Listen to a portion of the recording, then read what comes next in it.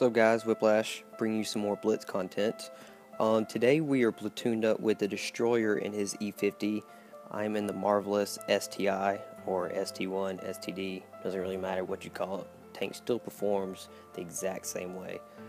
We're going to head up to a pretty generic hold down location.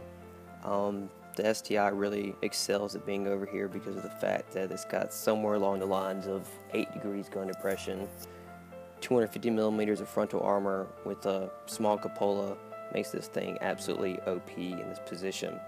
So unless you're firing a high caliber gun, HE, or got something that can, snipe the small cupola, this location is it's fantastic. It really is. You see that the E100 is going through that small ravine down there, which he really should be up top. I'm not exactly sure why he's going down there.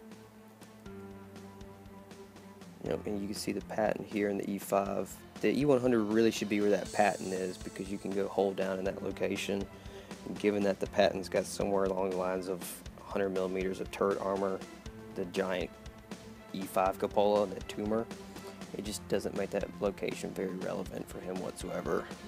Not to mention he's just sitting there letting us put shot after shot into him, which I will take on a tier 10 medium any day of the week.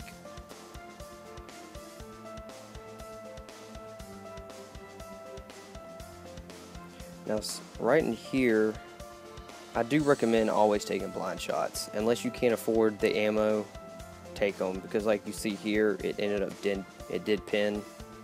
Fantastic result. Can't beat it. I'll take it all day long. Not really too worried about that E75, because with him sitting behind that rock right there, he's not going to be able to put any effective fire.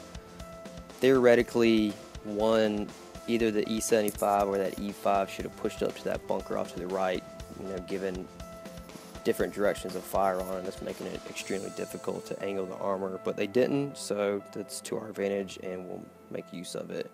Considering that they're playing extremely passively back there, it gives me enough time to turn around and deal with these guys who have completely put their tanks out of position. T62A has no business corner humping with an E100, especially in that location. Theoretically, the T62A and the M48 should have pushed wide around the cap, starting to get flanking fire on us. Instead, he's completely out of position, leaving me to use my 8 degrees of gun depression to put effective fire to the side.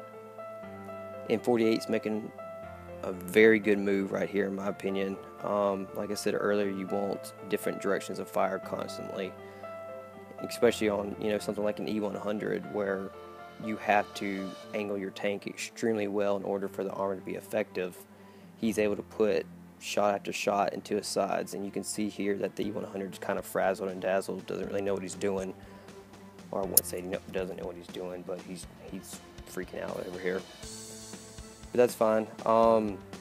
Now that we dealt with them, we can turn around and deal with these other guys who are making a YOLO push. I would never recommend sending your tank up into the air like that. If you're going to YOLO rush, at least do it in a position where you can effectively put fire on people. Here he got lucky that he didn't get perma-tracked up in the air, or else he would have just given his tank away for free. No big deal though. You can see that they're relatively on low health, which is fine. It's just a matter of mopping up the game now.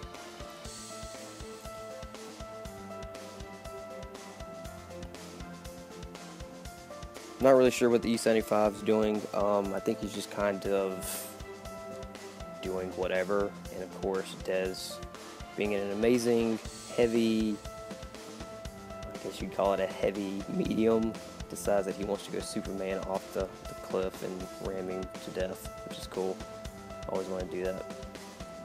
Yeah, like I said earlier, now it's just a matter of mopping up the game. E5, not exactly sure what he was doing. Kind of funny that he was actually more of a ninja than the T62A. He said he would have been better off being in position up near that bunker to the right, putting more effective fire. Instead, he really hung back and played passively, pretty much, allowing us to take the game for free. Cool deal. Amazing results considering we were in a pretty decently heavy tier 10 game, being that we were in tier 9s. I think we did around 3,500. Nope, we did 4,200 damage, which is awesome. Yeah, so great result in the STI.